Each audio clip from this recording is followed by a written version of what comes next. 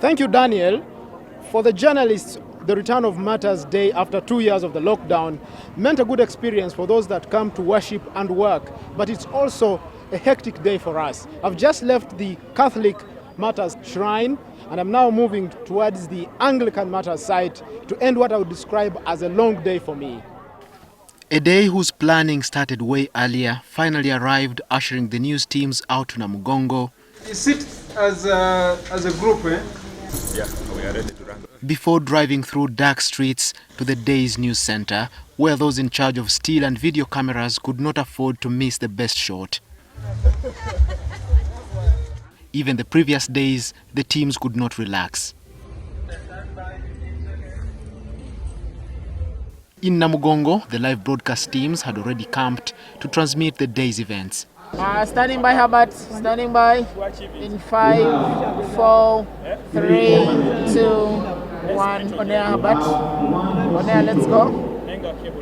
From 2008, I've been coming to this place, either to work, to serve, or to play.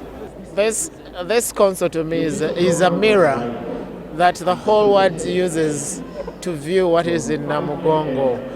Well, for us, we are behind the scenes.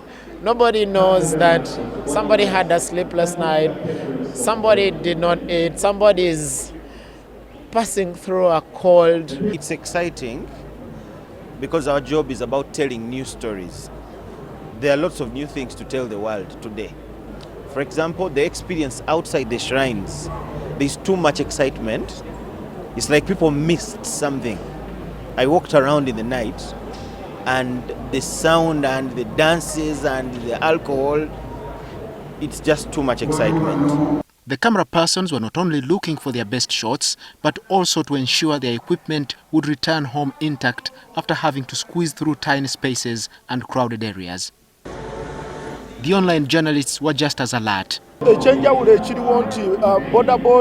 radio colleagues were not having an easier time providing live updates as and when need arises. It wasn't easy for us to access the Matters Shrine here, right from Nalia. We had forgotten about that high security detail, you know. Don't pass here, don't pass there, you know. It's not been easy. I have always had problems with security. But this time round, it's not saying they're relaxed. They are not relaxed. But at least when they look at the tags, the IDs, the press IDs, it's always go. All these media personnel were on hand to bear the day's inconvenience to bring news to their audiences with all the attendant risks. It becomes hard, of course, because there are very many people. For those who cover the inside part, it becomes hard for them because you're so squeezed. And today, I think it has exceeded.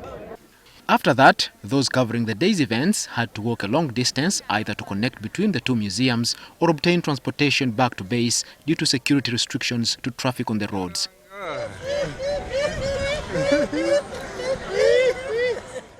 As pilgrims return home from these places, what is clear is that even those that stayed home for one reason or another have been impacted by the media.